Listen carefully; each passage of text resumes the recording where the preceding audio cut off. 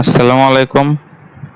আমাদের ফিজিক্স বইতে যেই একক রূপান্তরের যেই উপসর্গগুলো ছিল সেগুলো এইভাবে ছিল, কিন্তু আগে এইভাবে তুলে নেয়। আমি জিনিসটা একটু উল্টিয়ে দিয়েছি যাতে একদম বড় থেকে ছোট পর্যন্ত চলে যায়, আর মাঝে একক জিনিসটাও লিখিয়ে দিয়েছি যাতে জিনিসটা ভালো হয়। এটা করলে একটু উল্টো হয়ে যায়, মানে এখান থেকে আবার বাড়ছে, এদিক থেকে আবার কমছে, তা না করে একবারে মানে একটু উল্টে দিয়ে এভাবে খাতা একটু তুলে নে, আর এইভাবে যদি মুখস্থ করিস তাহলে ভালো হবে। তো যদি ছোট দেখা যায় ফোনে তাহলে এটা একটু স্ক্রিনশট নিয়ে খাতে তুলে নে। তো প্রথমে একক রূপান্তর নিয়ে কথা বলি। 3 রকম কেস আছে, আর তারপরে আরো 2টা এক্সট্রা জিনিস যেটা একটু পর দেখাচ্ছি। তো প্রথম কেসটা হলো যে অন্য যে কোনো উপসর্গ থেকে এককে আসা, মানে ন উপসর্গ। যেমন ধর যে কিলোমিটার থেকে মিটারে আসা। মিটারে আসা মানে কি, মিটারের আগে কিন্তু কোনো উপসর্গ নেই। মিটার তো নর্মালি একক, তাই না? এককের আগে আমরা যে একটা অক্ষর বসানোর কারণে এই অক্ষরের জন্য এক্সট্রা একটা সংখ্যা চলে আসছে, যেরকম কিলোমিটার মানে আছে 1000 মিটার। তো যেই এক্সট্রা অক্ষরটার কারণে আমার একটা এক্সট্রা মান চলে আসে, সেটা উপসর্গ। তাহলে বোঝা যাচ্ছে যে একক মানে বোঝা যাচ্ছে উপসর্গবিহীন একক। যেমন ধর মিটার একটা উপসর্গবিহীন একক, আর কিলোমিটার একটা উপসর্গযুক্ত একক। তো তাহলে কিলোমিটার থেকে মিটারে আসা অথবা মাইক্রোমিটার থেকে মিটারে আসা, তো এইসব জিনিস আছে প্রথম কেসে। তো প্রথম যে কেসটা, সেই কেসের জন্য যেই মানটা দেওয়া থাকবে, ধর যে মাইক্রোমিটারের মান দেওয়া আছে ধর 5 মাইক্রোমিটার।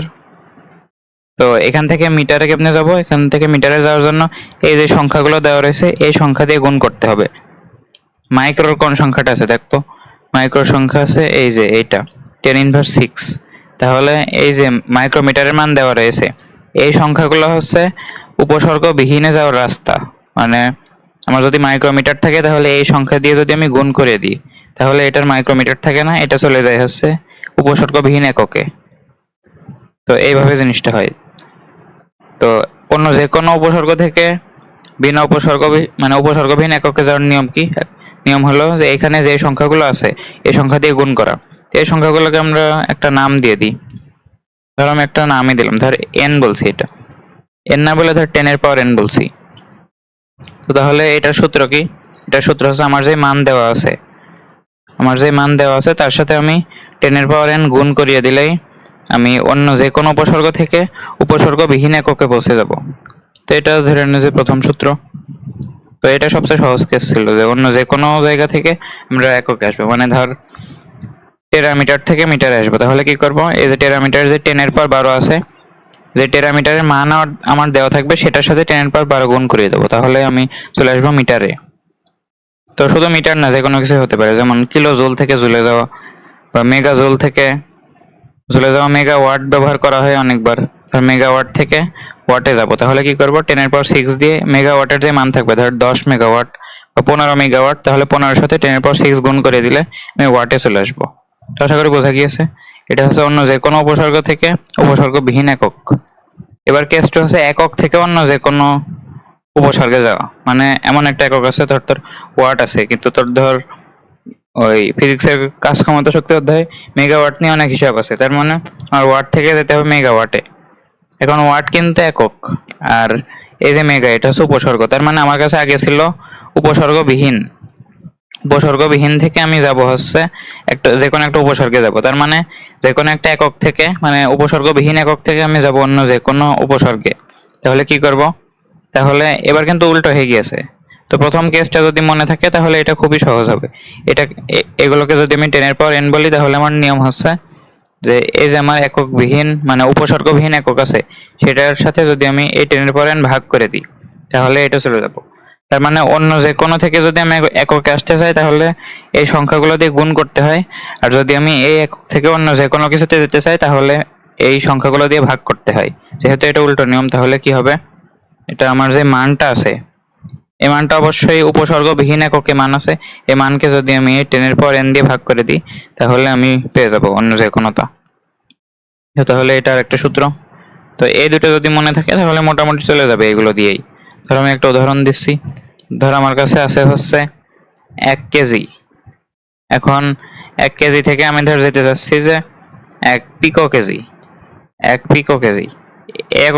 এমন আমরা জীবনেও ব্যবহার করি না, কারণ লাগে না। ধরে নেয় কেজি থেকে পিকো কেজিতে যাব, তাহলে কি করব? এখন এই দুইটা কেস খুব ভালো মতো মনে রাখতে হবে, কখন গুণ কখন ভাগ, একটু নিয়ম আকারে। 1 কেজি মানে কি? কেজি হচ্ছে একক, এটার কোনো উপসর্গ নেই। তার মানে আমার কোন নিয়ম খাটবে বলতো? এটা হবে হচ্ছে উপসর্গবিহীন একক থেকে অন্য যে কোনো একটা উপসর্গে যাওয়ার নিয়ম। মানে এটা হচ্ছে এই যে সংখ্যাগুলো এগুলো দিয়ে ভাগ করতে হবে। তো আমার কেজি থেকে যেতে হবে হচ্ছে পিকো কেজিতে। তাহলে পিকোর যেই এই 10^n এর সংখ্যাটা আছে, পিকো 10^n এর সংখ্যা আছে 10^-12। তাহলে এই -12 দিয়ে যদি আমি ভাগ করি, এখানে সরি 1 হবে না, মানে 1 কেজি সমান কত পিকো কেজি এটা আমার বের করতে হবে। তাহলে কি করতে হবে? আমার যে মানটা দেওয়া আছে, মান দেওয়া আছে 1, সেখান থেকে আমি যাব পিকো কেজিতে। তাহলে কি করব? পিকোর যে সংখ্যাটা আছে 10^-12 সেটা দিয়ে ভাগ করে দেব। ভাগ করলে এটা কেজি থেকে হয়ে যাবে পিকো কেজি। তো তাহলে এটা যদি উল্টে দিই তাহলে হয়ে যায় 10^12 পিকো কেজি। তো আশা করি বোঝা গিয়েছে। তো এই দুইটা নিয়ম মনে রাখলে মোটামুটি সবকিছুই কভার হয়ে যায়। অন্য যে কোনো উপসর্গ থেকে আমি যদি উপসর্গ তাড়াতে চাই, তাহলে আমার এই 10^n এই যে সংখ্যাগুলো 4টে দেওয়া আছে এগুলো মুখস্থ করে ফেলতে হবে। আর মুখস্থ থাকলে এগুলো সহজে এবার অ্যাপ্লাই করা যাবে। আমার যদি ওই একই উদাহরণ যদি দিই যে আমার কাছে ধর 5 পিকো কেজি আছে, এখান থেকে আমি ধর কত কেজি হয় সেটা লিখতে চাচ্ছি, তাহলে কি হবে? অন্য একটা উপসর্গ আছে, সেখান থেকে আমি উপসর্গ বিহীন যেতে চাচ্ছি, তাহলে আমার গুণ করতে হবে এই সংখ্যাগুলো দিয়ে। তাহলে পিকো কেজি আছে, পিকোতে একটা উপসর্গ, এই উপসর্গের সংখ্যা কত? 10^-12, মানে 10^-12 গুণ করলে আমার যে সংখ্যাটা আসে সেটা হচ্ছে কেজি। তার মানে 5 গুণ 10^-12 কেজি। আর যদি এখান থেকে এদিকে আসতাম তাহলে কিন্তু ভাগ করতাম। আশা করি বোঝা গিয়েছে এই দুইটা কেস। তো এই দুইটা কেস বুঝলে আরেকটা, মানে এই দুইটা মিলিয়ে একটা কেস আসে যে এক উপসর্গ থেকে আরেক উপসর্গে যাও। আমি এভাবে লিখি, অন্য যে কোনো থেকে অন্য যে কোনো না দিয়ে আমি লিখি যে আচ্ছা এমনই থাক, এক উপসর্গ থেকে আরেক উপসর্গে যাওয়া। এটার নিয়ম কি? ধর আমার কাছে আছে হচ্ছে 1 টেরা জুল। জুল কিন্তু একক আর টেরা হচ্ছে একটা উপসর্গ। সেখান থেকে ধর আমি জানতে চাচ্ছি 1 টেরা জুল সমান হচ্ছে কত ন্যানো জুল, এটা জানতে চাচ্ছি। তাহলে এটা কি কেস 1 কেস 2 কোনোটার মধ্যে পড়ে? কেস 1 ছিল হচ্ছে একটা উপসর্গ থেকে উপসর্গবিহীন যাওয়া, আর কেস 2 ছিল উপসর্গবিহীন থেকে একটা উপসর্গে যাওয়া। আর এক উপসর্গ থেকে আরেক উপসর্গে যাওয়া, এটা হচ্ছে আরেকটা কেস। তো 1 টেরাজুল থেকে 1 ন্যানোজুল কেমনে যাব? এই 3 নাম্বার কেস হলো প্রথম দুইটা কেসের যোগফল। মানে আমার নিয়মটা দেখ তাহলে বুঝবি নি। 1 টেরাজুল থেকে আগে আমি জুলে যাব, জুল থেকে তারপরে আমি যাব ন্যানোজুলে। তাহলে 1 টেরাজুল থেকে যদি জুলে যেতে চাই তাহলে কি হবে? একটা উপসর্গ আছে, সেখান থেকে আমি 0 উপসর্গে যেতে চাচ্ছি, মানে বিনা উপসর্গে যেতে চাচ্ছি। তাহলে আমি কি করতে হবে? উপসর্গ আছে, এখান থেকে উপসর্গ যদি তাড়াতে হয় তাহলে গুণ করতে হয় এই সংখ্যাগুলো দিয়ে। তাহলে টেরার সংখ্যা কত? 10^12, মানে এখানে আমার আগে 10^12 গুণ করতে হবে। তাহলে আমি জুল পেয়ে যাব। আর জুল থেকে যদি আমার ন্যানো জুলে যেতে হয়, এবার দেখ উপসর্গ নেই থেকে আমার একটা উপসর্গ আনতে হবে, উপসর্গ আনার জন্য ভাগ করতে হয়। তাহলে ন্যানোর যে সংখ্যাটা আছে 10^-9 এটা দিয়ে ভাগ করতে হবে। তাহলে কি হয়? আমি যদি ম্যাথমেটিক্যালি দেখাই, এটা এমন হবে, আমি এই কালার দিয়ে দেখাই।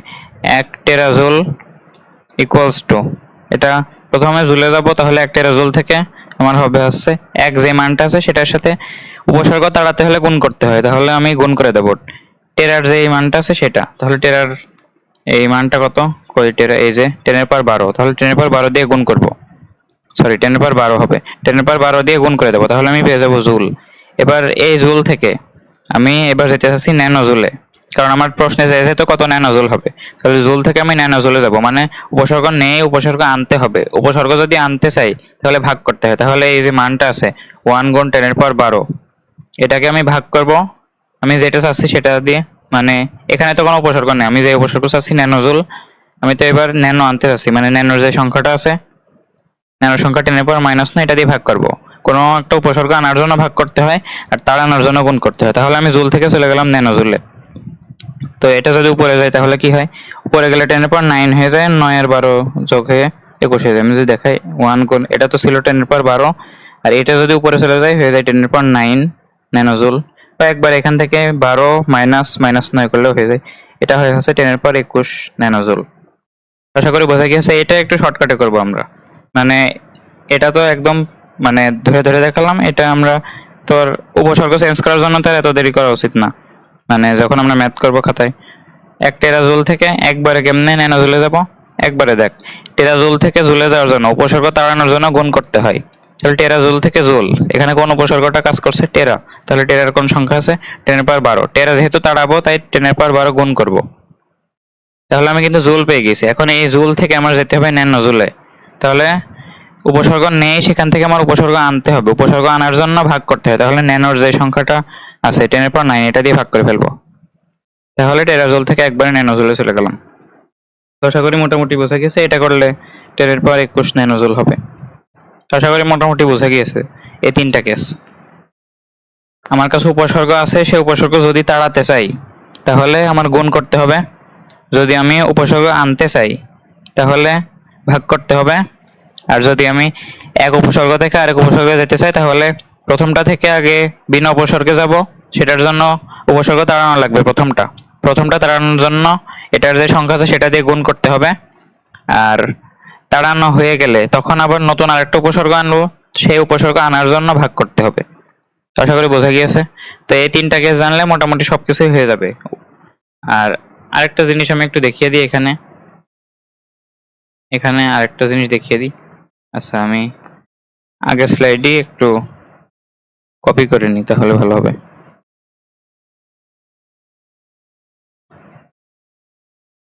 আরেকটা কেস আছে,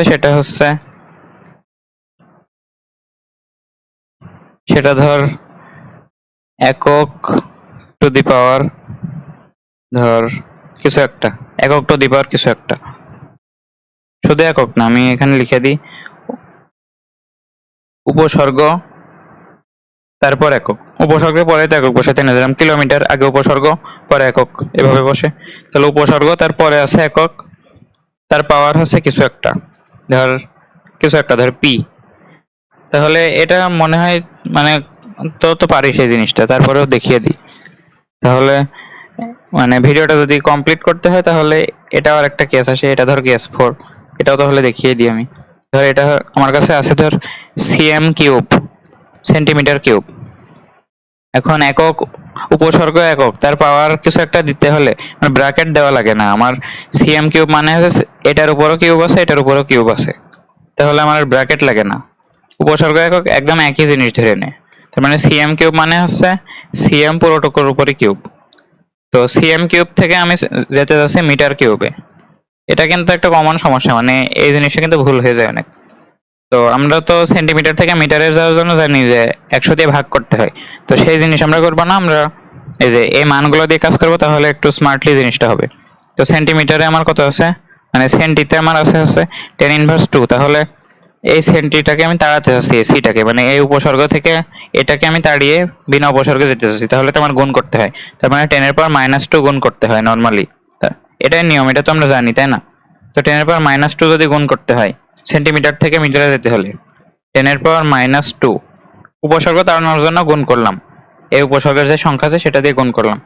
কিন্তু আমার আছে সেন্টিমিটার কিউব, তার মানে আমার -2, 10^-2 দিলে হবে না, আমার দিতে হবে 10^-2 পুরোটুকুর কিউব দিতে হবে। এটা হলো নিয়ম। যদি আমার মিটার কিউব থেকে সেন্টিমিটার কিউবে যেতে হতো, মিটার কিউব থেকে সেন্টিমিটার কিউব, এখন মিটার থেকে সেন্টিমিটারে যাওয়া মানে কি উপসর্গ আনা। উপসর্গ যদি আনতে হয় তাহলে কি করতে হয়, তাহলে ভাগ করতে হয়। উপসর্গ আনার জন্য ভাগ করতে হয়। কত দিয়ে ভাগ করব, আমি যেটা আনতে চাচ্ছি এই যে সেন্টিমিটার, এই সেন্টিমিটারের মান হচ্ছে 10^2, মানে 10^2 দিয়ে ভাগ করব, 10^2 দিয়ে ভাগ করব। 10^2 দিয়ে ভাগ করা মানে কিন্তু 10^2 দিয়ে গুণ করা, মানে 100 দিয়ে গুণ করাই কিন্তু, মানে আমি একটা নিয়মের আওতায় আনতে চাচ্ছি, মানে একটা নিয়মের মধ্যে ফেলতে চাচ্ছি বলে এইভাবে দেখাচ্ছি। কিন্তু মিটার থেকে সেন্টিমিটার তো জানিসই, তো এটা 100 দিয়ে গুণ করতে হয়। কিন্তু যেহেতু নিয়মের মধ্যে পড়ছে, এটা কেস 2 মধ্যে পড়ছে যে বিনা উপসর্গ থেকে একটা উপসর্গ আনা। এখন আমার কাছে আছে মিটার, এটা বিনা উপসর্গ, এখান থেকে উপসর্গ আনতে চাচ্ছি, মানে আমি ভাগ করব কাট দিয়ে সেন্টিমিটারের যে মানটা আছে 10^n, যে মানটা 10^n সেন্টিমিটারের 10^-2, তাহলে এটা দিয়ে ভাগ করছি। এটা দিয়ে ভাগ করলে হবে না, যেহেতু কিউব আছে সে কারণে আমার 10^2 তার কিউব দিয়ে ভাগ করতে হবে। এটাই হলো নিয়ম।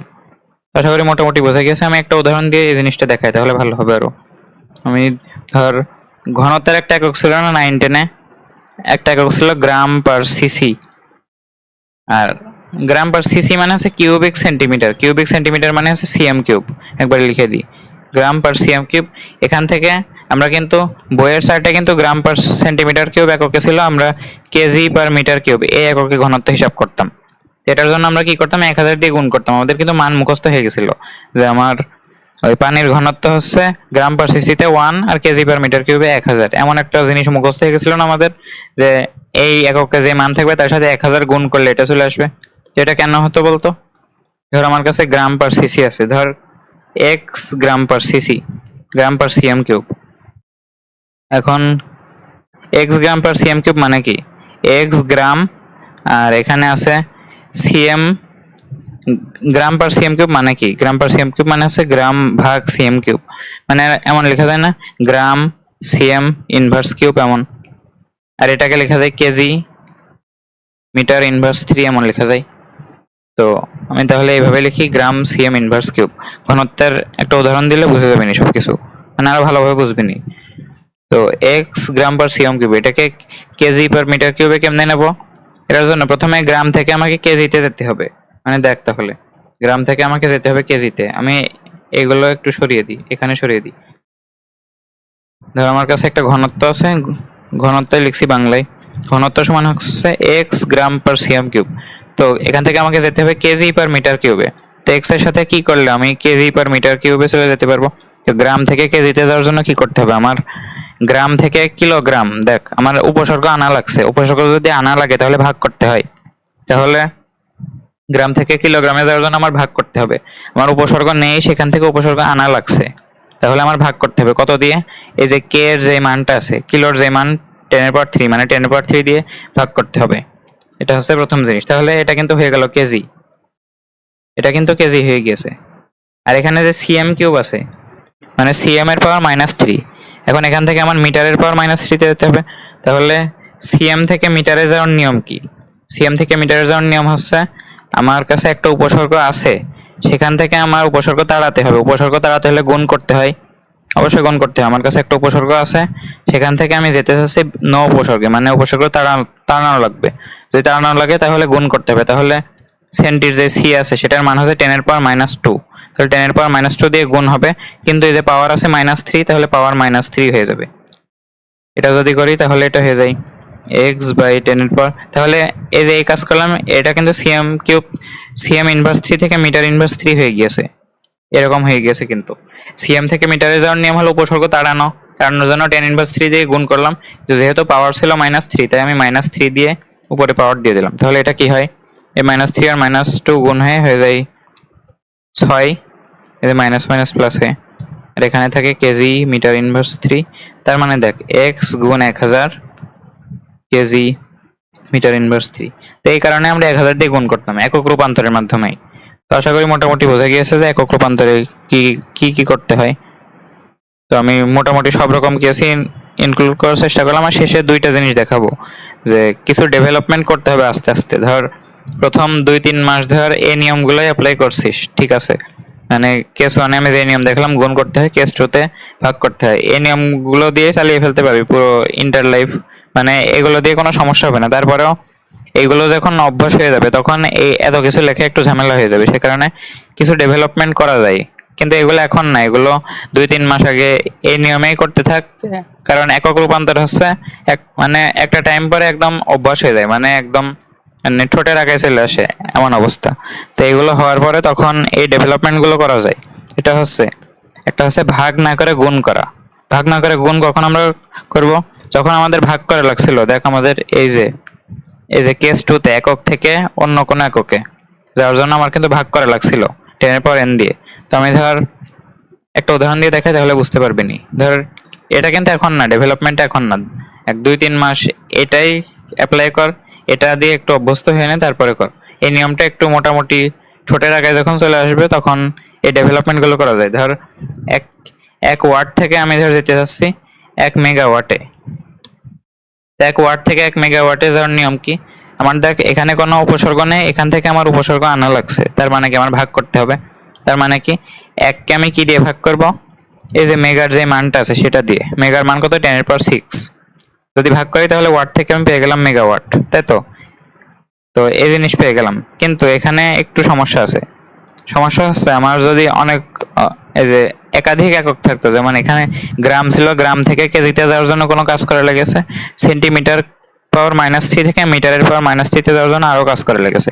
তো সবকিছু মিলিয়ে ভাগ জিনিসটা করা যায়, সমস্যা নেই। তারপরেও একটা ডেভেলপমেন্ট যদি আর একটু ভালো দেখাতে চাস তাহলে এটা এইভাবে গুণ না করে মনে মনেই, এটা কিন্তু 2-3 মাস পরে আবার বলছি, মনে মনে এটা হিসাব করে নিবি যে 10^6 ভাগ করা মানে হচ্ছে 10^-6 গুণ করা। তো এটা একবারে এভাবে দেখিয়ে দেওয়া যায় যে আমি মনে মনে হিসাব করছি যে আমার ভাগ করা লাগবে 10^6 দিয়ে, কিন্তু আমি সেটা মনে মনে হিসাব করেছি 10^6 দিয়ে ভাগ করা মানে হচ্ছে 10^-6 দিয়ে গুণ করা। তাহলে আমার ইকুয়েশনটা একটু মানে কম ঝামেলাপূর্ণ হয়, যে সবই গুণ করা হয়, নিচে কোনো ভাগ আকার কিছু থাকে না, সে কারণে জিনিসটা একটু সুন্দর হয় আর কি। তাছাড়া কিছু না, একটু সুন্দর করার জন্য, আর কোনো কিছু নেই। যদি মনে হয় এটা দিয়ে খুব ভালো মতো চলে যাচ্ছে, ভালো মতো চলে যাবে, কোনো সমস্যা নেই। তারপরে যদি মনে হয় আর একটু ডেভেলপ করতে চাস তাহলে এই কাজ করতে পারিস। যেমন আমি যদি বলি যে এই যে সেন্টিমিটার থেকে মিটারে যাও, সহজ উদাহরণ দিই। সেন্টিমিটার থেকে আচ্ছা, সেন্টিমিটার থেকে মিটারে তো না, মিটার থেকে সেন্টিমিটারে যাও। তো উপসর্গ আনার জন্য আমার কিন্তু ভাগ করা লাগে, তাহলে আমার কি করতে হয়, এই যে আমার ধর এক্স মিটার আছে, তাহলে এক্স মিটার থেকে কত সেন্টিমিটার হয় দেখার জন্য আমার এক্স কে ভাগ করতে হবে। উপসর্গ আনছি কিন্তু আমি সেন্টি উপসর্গটা আনছি, তাহলে সেন্টির যে মান আছে সেটা দিয়ে ভাগ করছি। সেন্টির মান কত, 10^-2। এটা করলে সেন্টিমিটার পেয়ে যাবো। কিন্তু এটা তো দেখতে একটু কেমন লাগে না, মানে ভাগ হলে একটু বেশি হিসাব টিসাব করা লাগে, সে কারণে মনে মনে হিসাব করে ফেলতে হবে যে আমি যে জিনিস দিয়ে ভাগ করছি সেটা মানে হচ্ছে তার উল্টো জিনিস দিয়ে গুণ করা, মানে 10^-2 দিয়ে ভাগ করা মানে হচ্ছে 10^2 দিয়ে গুণ করা। এই যে এটা এটা যদিও জানি যে মিটার থেকে সেন্টিমিটারে যাওয়ার জন্য এসব হিসাবের দরকার নেই, মানে এমনি নিয়মে ফেলার জন্য দেখাচ্ছি যে কি ডেভেলপমেন্ট করা যায় 2-3 মাস পরে। যে ভাগ না করে আমরা চাইলে গুণ করতে পারি মনে মনে, আমরা যে জায়গায় ভাগ করতাম তার উল্টো সংখ্যা দিয়ে গুণ করলে তো জিনিস একই হয়। এটা মনে মনে যদি করার মতো, তার আগে আগে অভ্যাস করে নিতে হবে এই নিয়মগুলো করার। এগুলো যদি অভ্যাস হয়ে যায় তখন এটা চেষ্টা করা যায়, না হলেও সমস্যা নেই। এটা যে করা লাগবে মানে এটা এমনি সুন্দর দেখার জন্য ইকুয়েশনটা। তো এটা যদি আমি করতাম এইভাবে তাহলে কি হতো জিনিসটা, এই যে আমি এখান থেকে দেখাই, এই যে এখানে আমি ভাগ করলাম না, এই ভাগটা না করে আমি কিন্তু 10^-3 দিয়ে গুণ করাতে পারতাম। এই যে এখানে আমি যদি দেখাই এটা, এই যে এখানে যেটা আমি দেখালাম, এই যে এটা এখানে যে আমি 10^3 দিয়ে ভাগ করলাম, এটা না করে আমি কিন্তু 10^-3 দিয়ে গুণ করাতে পারতাম। এখন 10^-3 দিয়ে গুণ করানো কিন্তু কোনো নিয়ম না, এমনিতেই মনে মনে হিসাব করে ফেলেছি যে 10^3 দিয়ে ভাগ করা মানে হচ্ছে 10^-3 দিয়ে গুণ করে। এটা কিন্তু আসলে ভাগই করেছিস, যে কেস 2 এর মধ্যে পড়ে, কিন্তু তুই মনে মনে হিসাব করে নিছিস যে এটা হচ্ছে 10^-3 দিয়ে গুণ করা। অথবা এইভাবে একটা নিয়ম আকারে মনে রাখতে পারিস যে একটা উপসর্গ থেকে আর একটা উপসর্গ, মানে একটা উপসর্গ আছে সেখান থেকে ন উপসর্গে যাওয়ার জন্য 10^n দিয়ে গুণ করতে হয়, আর বিনা উপসর্গ থেকে উপসর্গ আনার জন্য 10^-n দিয়ে গুণ করতে হয়। এটাও মনে রাখতে পারিস, এটা মনে রাখতে পারলে আরো ভালো, কিন্তু মনে রাখা লাগবে না, এটা মনে রাখলেই হবে যে উপসর্গ তাড়ানোর জন্য গুণ আর উপসর্গ আনার জন্য ভাগ, এটা মনে রাখলেই হবে। আর 2-3 মাস প্র্যাকটিস করার পরে মানে এই নিয়মটা মোটামুটি, মানে তোর ম্যাথের মধ্যে এটা ইমপ্লিমেন্ট করার পরে তখন এই ডেভেলপমেন্টটা করতে পারিস। আর আরো একটা ডেভেলপমেন্ট, এটা আরো পরে, এটা মানে এই দুইটা খুবই অপশনাল, এটা করা লাগবে এমন না, এমনি যদি ইচ্ছা হয় করতে পারিস, আর না হলে সমস্যা নেই। আর এটা হচ্ছে আরেকটু উপরের লেভেলের ডেভেলপমেন্ট, যে একবারে গুণ। যেমন ধর বলছি যে 1 টেরামিটার সমান কত, ধর বলছি যে সেন্টিমিটার, 1 টেরামিটার সমান কত সেন্টিমিটার, তাহলে কি করতে হয় জানো, প্রথমে 1 টেরামিটারকে প্রথমে 1 টেরামিটার না, আমি ধর 5 টেরামিটার দিলাম, এটা ধর আমি দিচ্ছি ধর 7 টেরামিটার, তাহলে প্রথমে টেরামিটার থেকে মিটারে যেতে হয়, তাহলে কি করতে হয়, টেরামিটার থেকে মিটারে যাওয়া মানে কি এই উপসর্গ তাড়ানো, উপসর্গ তাড়ানোর জন্য গুণ করতে হয়। তাহলে টেরার যে মানটা আছে সেটা 10^12 গুণ করলাম 10^12। এবার কি করতে হয়, আমি কিন্তু মিটারে চলে আসিছি, মিটারে চলে আসার পরে মিটার থেকে সেন্টিমিটারে যাব, মানে কি উপসর্গ আনা লাগবে, মানে কি ভাগ করতে হবে না, কত দিয়ে ভাগ করতে হবে, এই যে সেন্টির যে সংখ্যাটা আছে 10^-2 দিয়ে ভাগ করতে হবে। এই যে এটা করে কিন্তু আমি পেয়ে গেছি, সেন্টিমিটারে কিন্তু চলে এসেছে, এই হিসাবটা করলেই হবে। কোনো ডেভেলপমেন্ট না করে যদি এমনই করিস তাও সমস্যা নেই। আর যদি 1 নাম্বার যে ডেভেলপমেন্ট দেখালাম এটা করতে চাস, তাহলে এই যে তুই যে জিনিস দিয়ে ভাগ করেছিস তার উল্টো জিনিস দিয়ে গুণ করলেও একই হয়, মনে মনে হিসাব করে তুই এখানে গুণ 10^2 বসাতে পারিস। আর 2 নাম্বার ডেভেলপমেন্ট আমি যেটা দেখালাম সেটা হচ্ছে মনে মনে হিসাব করে ফেলছে 10^12 আর 10^2, এটা মিলে একবারে হয়ে যায় 10^14। এই জিনিস, তো এটাও একবারে মনে মনে করতে পারি, সেটা এখনই করার দরকার নেই, ঝামেলা হয়ে যাবে না। তো প্রথমে কয়েক মাস এই এই কাজই কর, কেস 1, কেস 2, কেস 3, খুবই সিম্পল 3টা নিয়মে এই কাজ করে ফেল। আর এই যে কেস 4টাও, এই 4টা নিয়ম মোটামুটি অ্যাপ্লাই কর। আর ডেভেলপমেন্ট 1 আর ডেভেলপমেন্ট 2 এই দুইটা জিনিস এখন চিন্তা করার কোনো দরকার নেই। যদি পরে কখনো মনে হয় যে একটু স্মার্টলি কাজগুলো করা যেতে পারে, তখন এগুলো করিস, তাছাড়া এগুলো লাগবে না। তো আশা করি মোটামুটি বুঝতে পারিস। আর এটা এভাবে মুখস্থ কর, মানে বইয়ে যেমন আছে যে ডেকা থেকে শুরু করে এক্সা পর্যন্ত নিচের দিকে, আবার ডেসি থেকে শুরু করে এটো পর্যন্ত নিচের দিকে, এটা করা লাগবে না। একদম এক্সা থেকে শুরু করে এটো পর্যন্ত একদম টানা মুখস্থ কর এদিক, আর এই মানগুলো মুখস্থ কর, তাহলে জীবন সহজ হয়ে যাবে। তো আশা করি মোটামুটি বোঝা গিয়েছে একক জিনিসটা কি। আল্লাহ হাফেজ।